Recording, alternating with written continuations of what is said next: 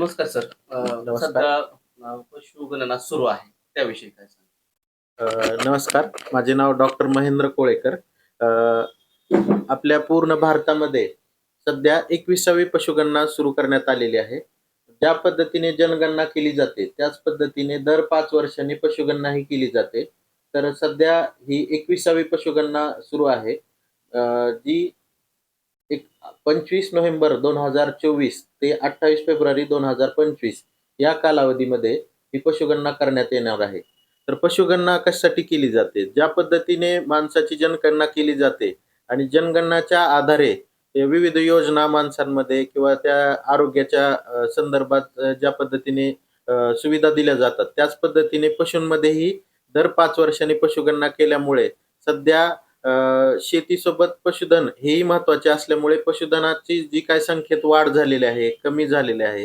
त्याच पद्धतीने ज्या काही विविध योजना द्यायच्या असतात, अ, आरोग्याच्या दृष्टीने पशूंच्या लसीकरण, त्यासाठी लागणारी औषधे वगैरे हे काही जे काही सुविधा द्यायच्या असतात, त्यासाठी दर 5 वर्षांनी पशुगणना केली जाते. या पशुगणनामध्ये सर्व पशूंच्या जाती म्हणजे सर्व गाई, म्हैस, घोडा, कुत्री, मांजरं वगैरे जी काही सर्व पशुधन आहे, त्यांची पशुगणना त्याची जातनिहाय केली जाते आणि त्यानुसार सर्व एकत्रीकरण करून योजना वगैरे राबवण्यासाठी मदत केली जाते. आता हे पशुगणना केली जाते त्यावेळेस तुम्ही त्यांना बिल्ले वगैरे मारता का? म्हणजे हां. कळणार कसं की पशुगणना झालेली आहे? तर मागील 10 वर्षापासून शासनाने ज्या पद्धतीने माणसाला आधार कार्ड आहे, हं. त्याच पद्धतीने पशूंनाही आधार कार्ड हां.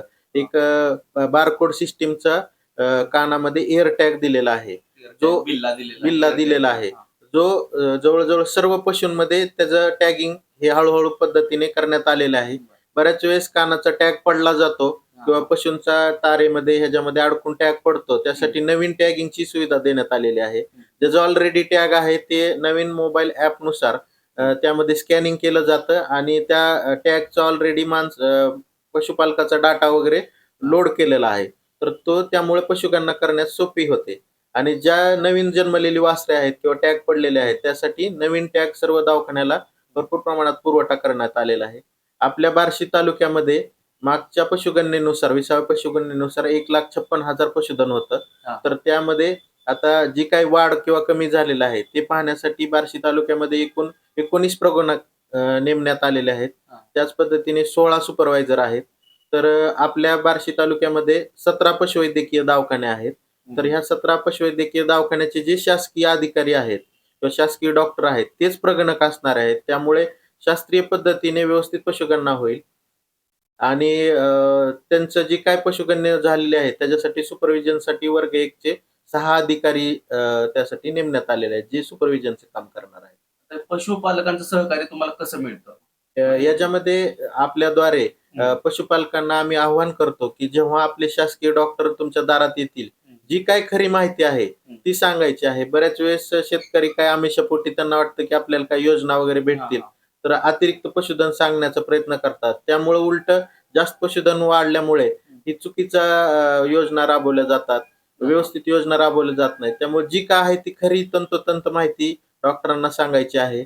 आल्यानंतर ते तुम्हाला व्यवस्थित माहिती विचारतील, तर ते मी सर्वांना याद्वारे आवाहन करतो, की आपल्या सरकारी डॉक्टरांना सहकार्य करावं व माहिती सांगावी.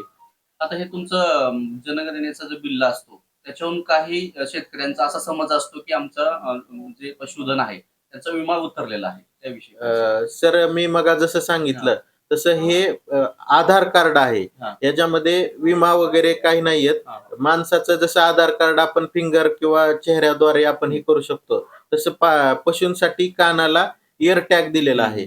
जो अ, त्याच्यावर बारकोड आहे आणि विशिष्ट एक नंबर आहे.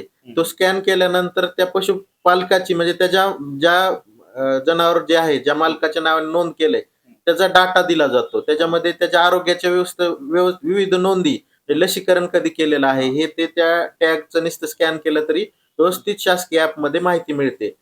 सध्या शासनाची विमा योजना आणखीन चालू झालेली नाही. पण कुठल्याही कंपनीचा विमा योजना करायचा असेल तर ह्या टॅगचा उपयोग होतो.